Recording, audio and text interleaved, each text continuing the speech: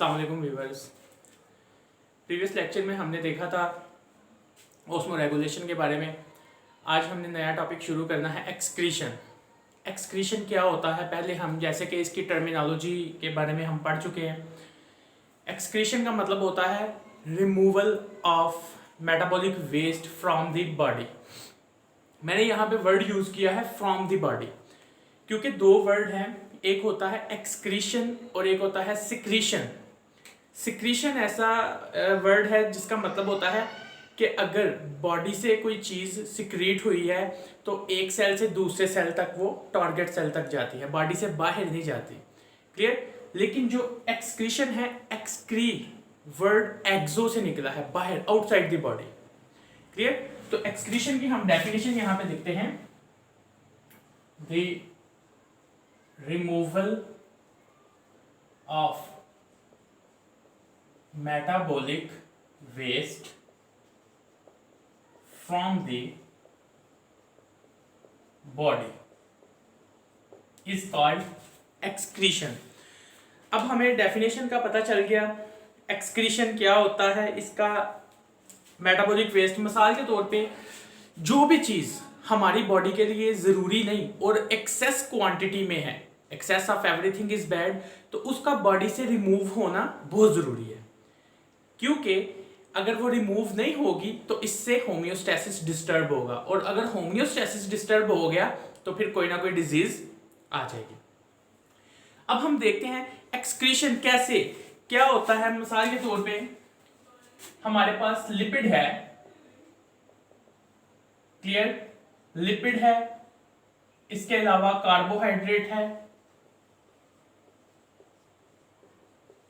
Clear. जब ये जो दो प्रोडक्ट हैं इनका मेटाबॉलिज्म चलता है तो हम कहते हैं मेटाबॉलिक वेस्ट। मेटाबॉलिक वेस्ट क्या होते हैं? ऐसे वेस्ट जो मेटाबॉलिज्म के नतीजे में बने, उनको हम मेटाबॉलिक वेस्ट कहते हैं। अब जब लिपिड और कार्बोहाइड्रेट का मेटाबॉलिज्म होगा, यानी ये डाइजेस्ट होंगे, जैसे हम खाना खाते हैं, खाना डाइजेस्ट होता है, उसके नतीजे में वेस्ट बनते हैं ना। तो लिपिड और कार्बोहाइड्रेट जब डाइजेस्ट होते हैं, इनके नतीजे में जो वेस्ट बनते हैं वो हैं water plus carbon dioxide. Clear. ये एक्सक्रीशन होती है किसके नतीजे में? लिपिड और कार्बोहाइड्रेट का जब मेटाबॉलिज्म चलता है तब। अब देखें, ये वाटर और कार्बन डाइऑक्साइड एक्सेस अमाउंट में है, इसकी बॉडी को जरूरत नहीं, तो ये बॉडी इसको स्वेटिंग के जरिए वाटर को आउटसाइड कर देता है, यूरिन के जरिए, और जो कार्बन डाइऑक्साइड है वो वैसे ही हमारे लिए हार्मफुल है। क्लियर। तो इन जिन चीजों की जरूरत नहीं वो हमारे एक्सक्रीटरी प्रोडक्ट होते हैं, उन्होंने बाहर निकलना है। सेम इसी तरह अगर हम बात करें protein plus nucleoprotein, protein plus nucleoprotein, इनके नतीजे में जब इनका मेटाबॉलिज्म चलता है तो इनके मेटाबॉलिज्म के नतीजे में बनती है नाइट्रोजन। नाइट्रोजन, अगर नाइट्रोजन की क्वांटिटी हमारी बॉडी में एक्सेस हो जाए तो बहुत ज्यादा हार्मफुल होगी, इसलिए इसका बॉडी से रिमूव होना जरूरी है। This is the excretion.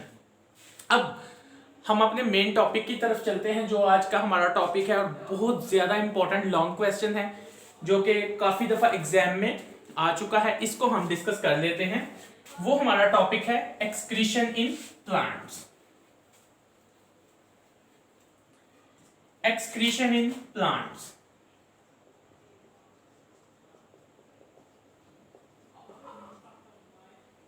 Excretion in plants. अब very important topic examination point of view से। एक्सक्रीशन इन प्लांट की बात करें तो जैसे एनिमल के लिए एक्सक्रीशन जरूरी है, इसी तरह प्लांट्स के लिए भी जरूरी है। जैसे एनिमल में एक्सक्रीटरी और वेस्ट प्रोडक्ट बनते हैं, इस तरह प्लांट्स में भी बनते हैं। तो हम सबसे पहले देखते हैं एक्सक्रीटरी प्रोडक्ट ऑफ प्लांट्स। कौन कौन से एक्सक्रीटरी प्रोडक्ट प्लांट्स में बनते हैं? सबसे पहले हमारे पास पॉइंट आ गया एक्सक्रीटरी प्रोडक्ट्स इन प्लांट्स। कौन कौन से एक्सक्रीटरी प्रोडक्ट हैं जो प्लांट्स में बनते हैं? नंबर 1 पे अगर हम बात करें तो हमारे पास आ जाता है ऑक्सीजन। ऑक्सीजन। क्लियर? अगर ऑक्सीजन जो बनती है किस नतीजे में? फोटोसिंथेसिस के नतीजे में। फोटोसिंथेसिस के नतीजे में जब ऑक्सीजन बनती है तो ये एक्सेस अमाउंट में बनती है, प्लांट को इसकी जरूरत नहीं होती। क्लियर? और प्लांट इसको एटमॉस्फेयर में इवॉल्व कर देते हैं। This is excretory product for plant.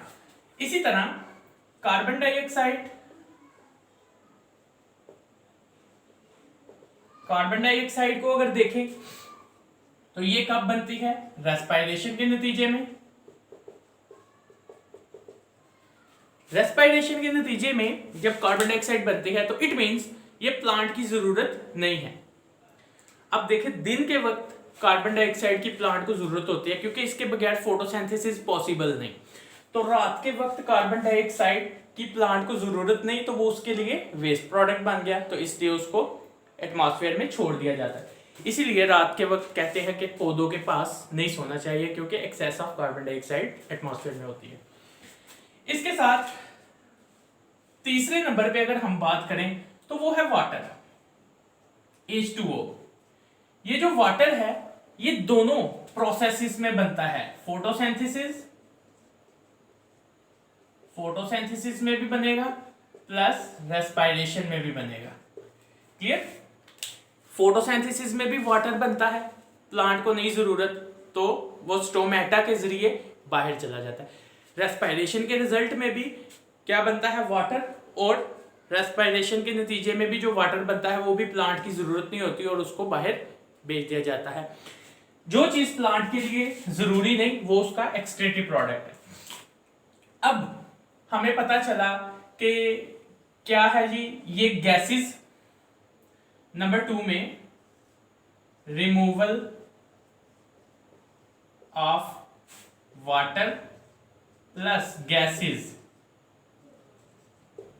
ये गैसेस और वाटर कहां से प्लांट इनको रिमूव करता है, एलिमिनेट करता है? तो ये जो दोनों चीजें होती हैं ये रिमूव होती हैं फ्रॉम स्टोमेटा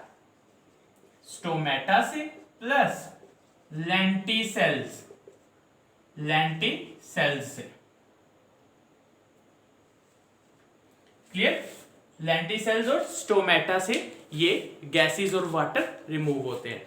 अब अगर हम बात करें तो प्लांट के अलावा इनके अलावा प्लांट में लार्ज वैक्यूल भी होते हैं। नंबर 3 पे अगर हम अपना स्टेप कर दें, लार्ज वैक्यूल। अब प्लांट हो या एनिमल हो दोनों में वैक्यूल होता है, प्लांट में जरा लार्जर साइज का होता है। तो चाहे एनिमल है चाहे प्लांट है, दोनों में वैक्यूल का फंक्शन होता है स्टोरेज। क्लियर? तो अब प्लांट क्या करता है? प्लांट लार्ज अमाउंट ऑफ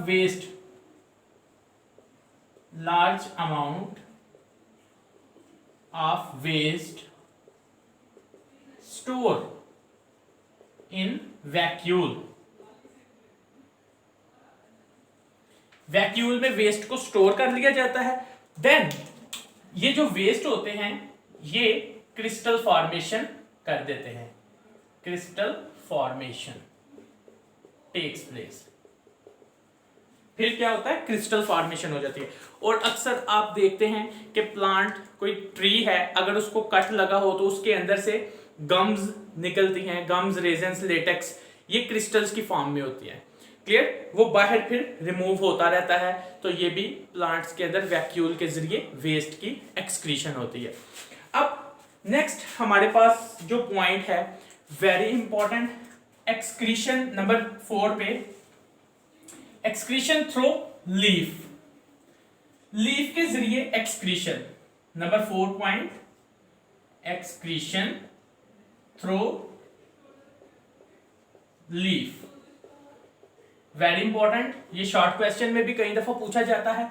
अब होता क्या है, बहुत सारे जो वेस्ट होते हैं वो प्लांट्स के लीफ के अंदर डिपॉजिट होना शुरू हो जाते हैं।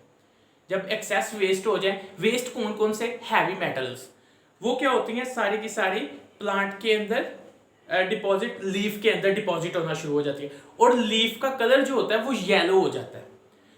ये जो लीफ का कलर होता है येलो, ये क्लोरोफिल के रिमूव होने की वजह से नहीं होता, बल्कि उन वेस्ट की एक्यूमुलेशन से होता है।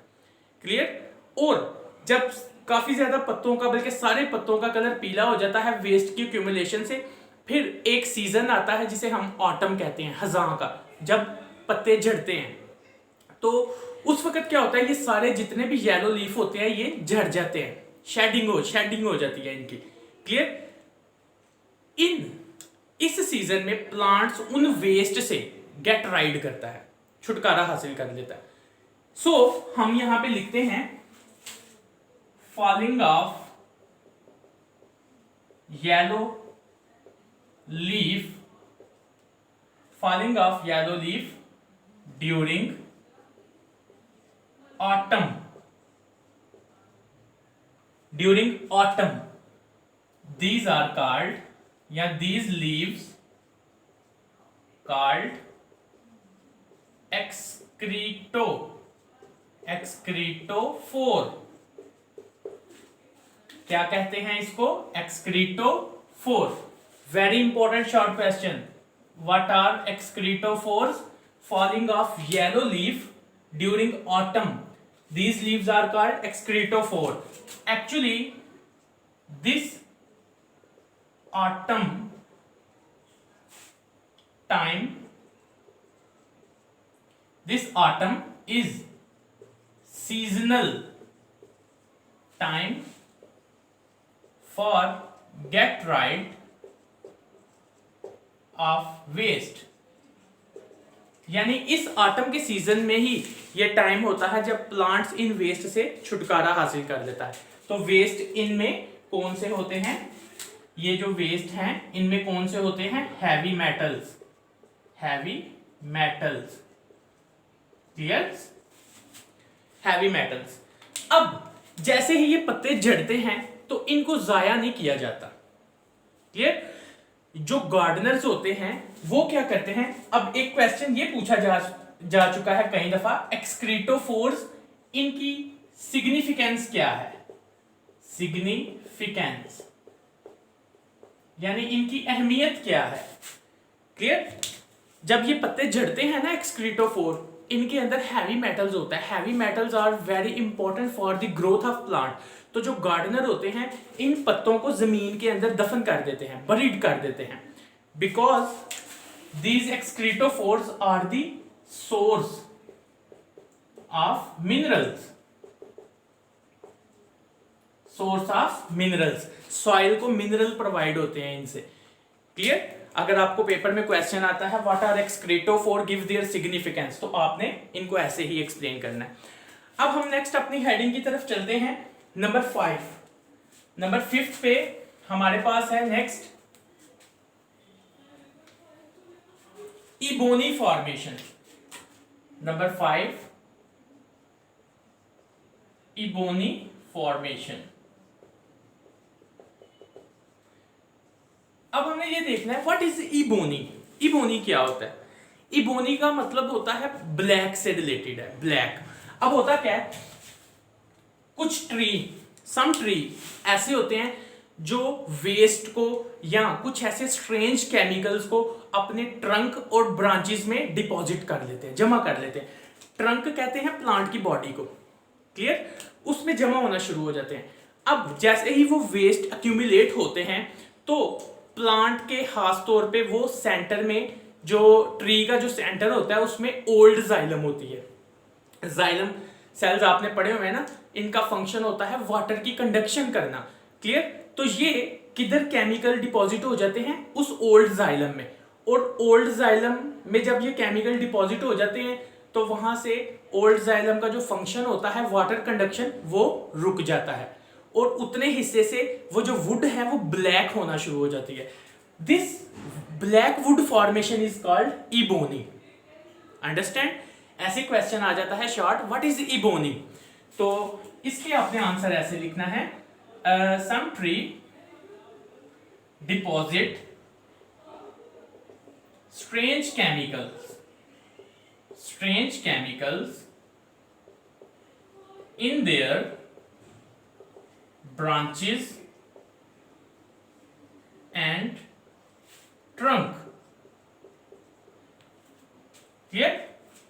Especially in old xylem, and stop the conduction of water and black wood form in center. This black wood is called ebony.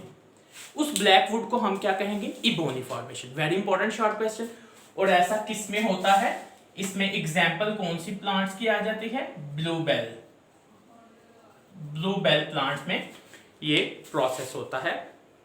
इसके बाद नेक्स्ट हमारी जो बहुत इंपॉर्टेंट शॉर्ट क्वेश्चन के तौर पे जो हेडिंग है उसको हमने देखना है. नंबर 6 में, नंबर 6 हेडिंग जो है हमारी, इसमें है एक्सक्रीशन थ्रू रूट्स. रूट्स के जरिए excretion.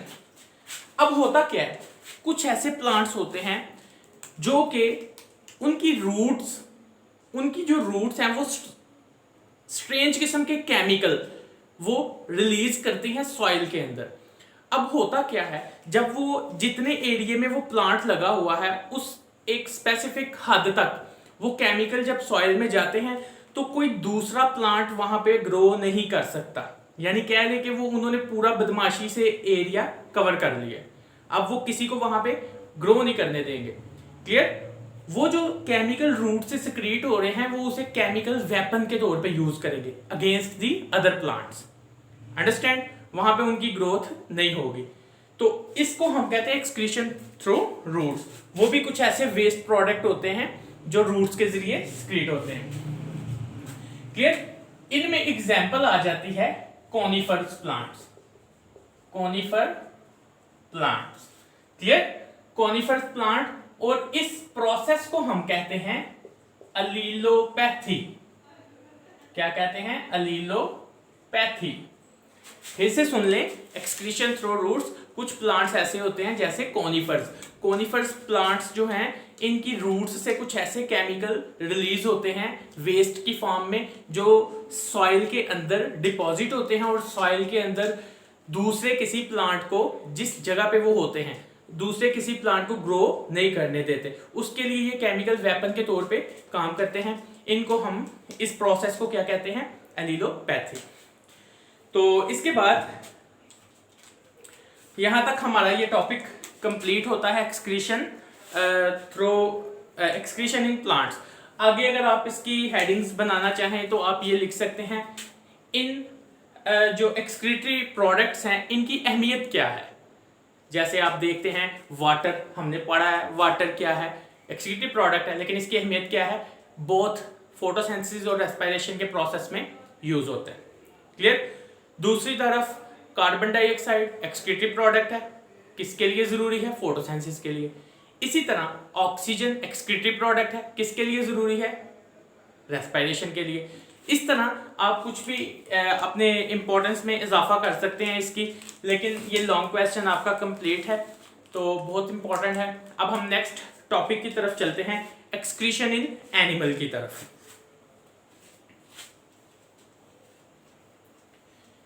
Excretion in animal.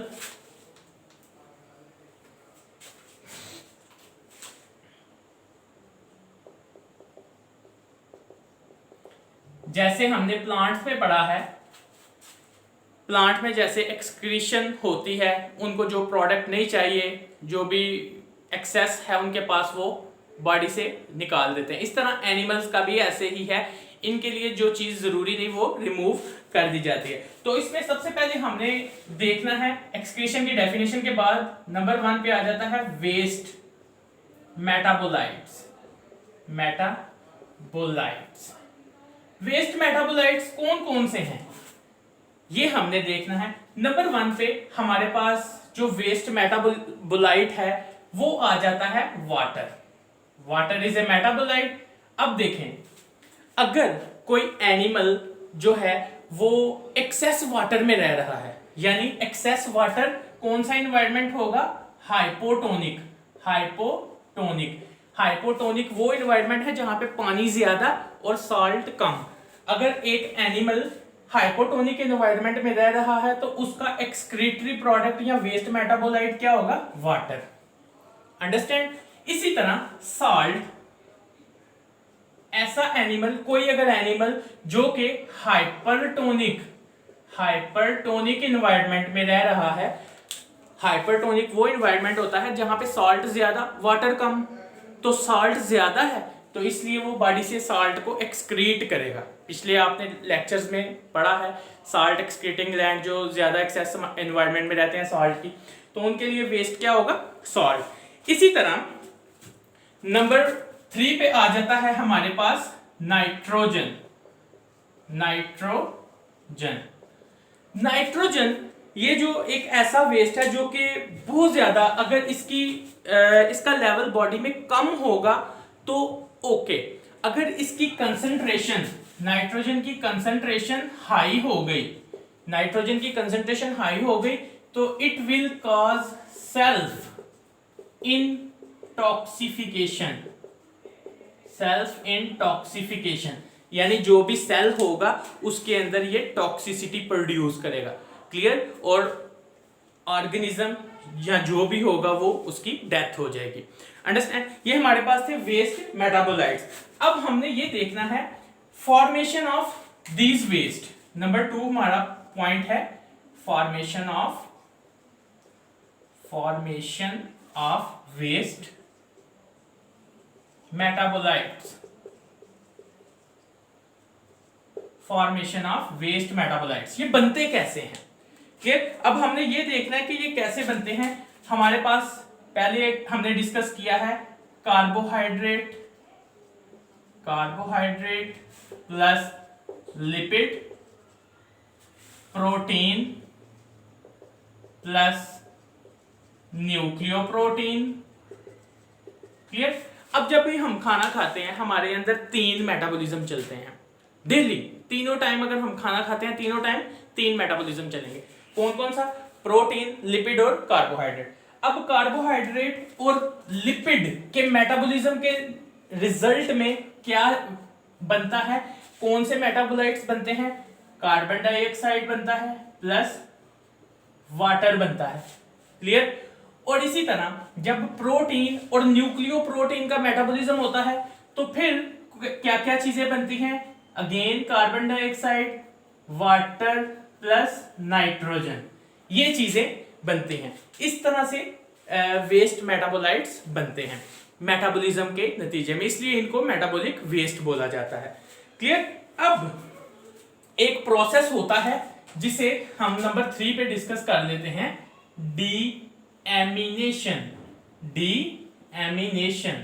Deamination क्या होता है? डी का मतलब removal, so removal of amino group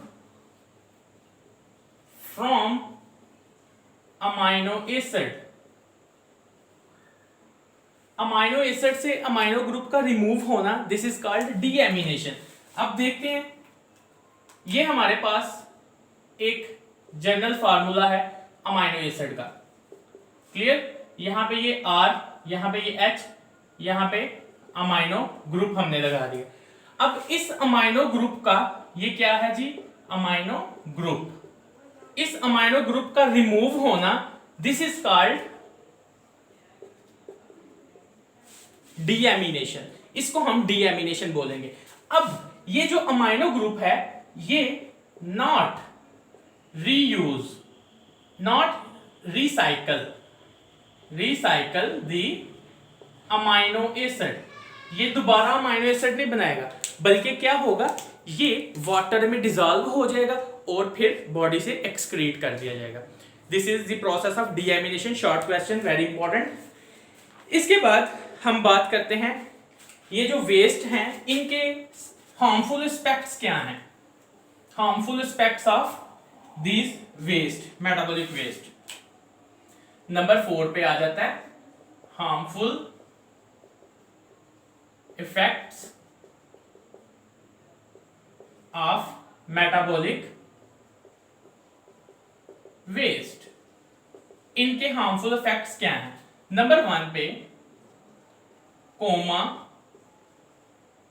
convulsions वगैरह होती है। पेशेंट अगर ये एक्सेस हो जाए तो पेशेंट सम टाइम कोमा में चला जाता है, सम टाइम डेथ हो जाती है, सम टाइम कन्वल्जन्स होती है। कन्वल्जन्स का मतलब होता है पागलपन, दौरे पड़ना, ठीक है। तो ये इसका एक हार्मफुल इफेक्ट। दूसरा जो है इसमें होता है सेल इंटॉक्सिफिकेशन। सेल खुद ब खुद इन वेस्ट के इन्फेक्शन की वजह से टॉक्सिफाई हो जाता है, जिसकी वजह से भी डेथ हो जाती है।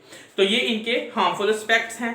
अब हमने बहुत इंपॉर्टेंट पॉइंट ऑफ व्यू से बात करनी है, जो कि जिसे हम कहते हैं, जो कि एमसीक्यूज के लिहाज से बहुत ज्यादा इंपॉर्टेंट है। नंबर 6 पे उसको डिस्कस करते हैं। नंबर 6 पॉइंट पे quantity and form of nitrogen. इस टॉपिक में हमने ये देखना है कि नाइट्रोजन जो है कितनी क्वांटिटी में कौन सी फॉर्म के वेस्ट में निकलती है, यानी उसकी कौन सा वेस्ट बनता है। मिसाल के तौर पे नाइट्रोजन जो बॉडी से रिलीज होती है in the form of urea, ammonia, uric acid की फॉर्म में, ठीक है। अब हमने ये देखना है कि अगर ज्यादा क्वांटिटी में नाइट्रोजन किस फॉर्म में निकलेगी बॉडी से। तो सबसे पहले यहां पे हम लिख देते हैं एक्सेस नाइट्रोजन। एक्सेस नाइट्रोजन किस फॉर्म में निकलती है? 3 फॉर्म्स में। Number 1 ammonia, urea and uric acid. In 3 forms में एक्सेस अमाउंट में निकलती है। क्लियर? इसके बाद हमने ये देखना है कि ये जो नाइट्रोजन है नंबर बी पॉइंट पे, इसमें हमने ये देखना है कि लो क्वांटिटी में किस फॉर्म में निकलेगी। लो क्वांटिटी ऑफ नाइट्रोजन किस फॉर्म में सिक्रीट होती है? ये number 1 creatine plus creatinine plus TMAO, trimethylamine oxide. Clear? Low quantity में नाइट्रोजन किस फॉर्म में निकलती है? इन वेस्ट की फॉर्म में, और हाई एक्सेस क्वांटिटी में इन वेस्ट की फॉर्म में निकलेगी। क्लियर? अब इसके बाद हम नेक्स्ट देखते हैं वेरी लो क्वांटिटी, यानी अब हमने देखना है कि मॉडरेट या very small quantity, see very small quantity. Very small quantity किस फॉर्म में निकलेगी? 2 फॉर्म में, प्यूरिन प्लस पायरिमिडीन। और याद रखिएगा ये जो प्यूरिन और पायरिमिडीन है, these are actually nitrogenous bases, adenine, guanine, thymine, cytosine. Clear? अब जब प्यूरिन पायरिमिडीन का मेटाबॉलिज्म चलता है, जब ये मेटाबोलाइज्ड होती हैं तो इसके नतीजे में अदर नाइट्रोजिनस वेस्ट बनते हैं, like xanthine, hypoxanthine, clear, plus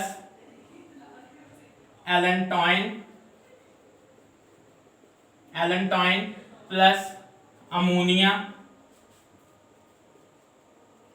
urea plus uric acid.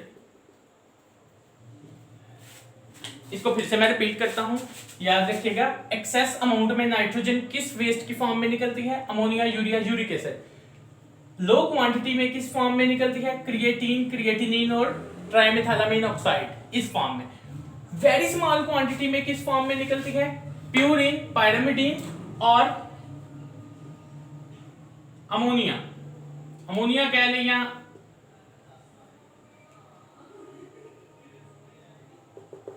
Uric acid, या आप कह सकते हैं अमाइनो एसिड्स की फॉर्म में ये निकलती है यहां से।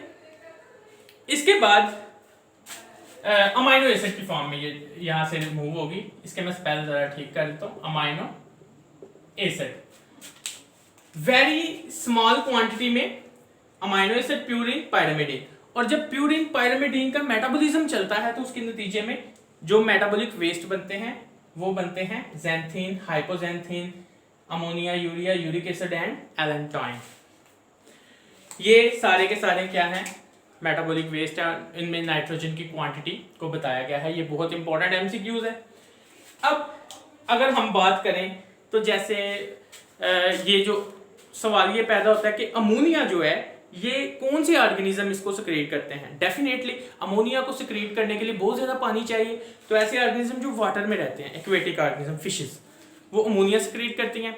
इसके बाद आ जाता है यूरिया। यूरिया अमोनिया से लेस टॉक्सिक होती है, इसके लिए कम पानी चाहिए।